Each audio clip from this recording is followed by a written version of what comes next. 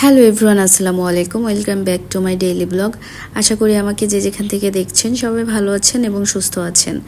তো আজকে যে আমি চিকেন রান্না করব তার কারণ হচ্ছে আমার প্রচণ্ড জ্বর, ঠান্ডা, মানে সব কিছু মিলে আমার মুখে কোনো কিছু ভালো লাগছিল না।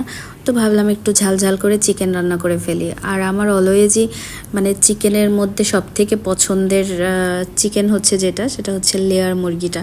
আমার লেয়ার মুরগিটা খুব বেশি ভালো লাগে। তার কারণ হচ্ছে লেয়ার মুরগিটা একটু শক্ত শক্ত টাইপের হয়। আর আমার মানে মুরগি মানে মাংসের ক্ষেত্রে মানে একটু শক্ত শক্ত রান্না হলে বেশি মজা লাগে আমার কাছে। অনেকে থাকে না যে খুব সফট মাংস পছন্দ করে, আমার অত সফট ভালো লাগে না, কারণ ওইগুলা যখন জ্বালিয়ে জ্বালিয়ে খাওয়া হয় তখন ওইটার মানে টেস্টটা না মানে কমে যায়। কিন্তু যদি একটু শক্ত শক্ত হয়, যত জাল দেওয়া হয় মানে যত দিন থাকে তত আরও টেস্টটা বেড়ে যায়। এই জন্য আমার একটু শক্ত শক্ত মানে আমি রান্নাও করি একটু শক্ত শক্ত রাখি। তো সেক্ষেত্রে দেখা যাচ্ছে এই যে মানে আমি লেয়ার মুরগিটা এই জন্য বেশি পছন্দ করি যে লেয়ার মুরগিটা একটু শক্ত শক্ত হয়। তো যাই হোক, এই যে আমি লেয়ার মুরগিটা সুন্দর করে মানে কষাচ্ছি, কষিয়ে কষিয়ে সুন্দর করে রান্না করে নিব ঝাল ঝাল করে। তো আমার আরেকটা কথা না বললে নাই, সেটা হলো যে আমার মানে যে কোনো খাবার একটু ভুনা ভুনা টাইপের পছন্দ, বেশি করে তো মাংস, মাছ এগুলো আমার একটু বেশি ভুনাই পছন্দ। তবে হ্যাঁ, মাছের ক্ষেত্রে মাঝে মধ্যে ঝোল ভালোই লাগে, কিন্তু মাংসের ক্ষেত্রে আমার ঝোল ব্যাপারটা খুব কম। মানে যখন খেতে মন চায় তখন মাঝে মধ্যে ঠিক আছে, সেটা খুবই কম। কিন্তু বেশিরভাগ ক্ষেত্রে যেটা করি সেটা হচ্ছে আমি একটু ভুনা ভুনা টাইপের মাংস বেশি পছন্দ করি, কারণ আমি একটু মানে এরকম ভুনা ভুনা টাইপের মাংসই খাই।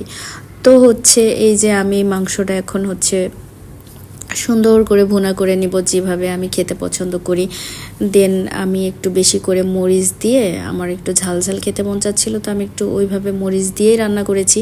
কিন্তু রান্না করার পরেও আমার কাছে মনে হচ্ছিল যে মানে আরেকটু মরিচ হলে ভালো হতো, কারণ আমি যেরকম চাচ্ছিলাম যে চোখ মুখ দিয়ে মানে পানি পড়বে এরকম মরিচ চাচ্ছিলাম, তো সেটা হয়েছিল না। তো তখন কি আর করার, তখন ভাবছিলাম ঠিক আছে তাহলে হচ্ছে খাবারের সাথে কিছু কাঁচামরিচ নিয়ে নেব। তো এই যে আমি প্রায় হচ্ছে মাংসটা আমার হয়ে গেছে, এই যে আমি ভুনা করে নিয়েছি।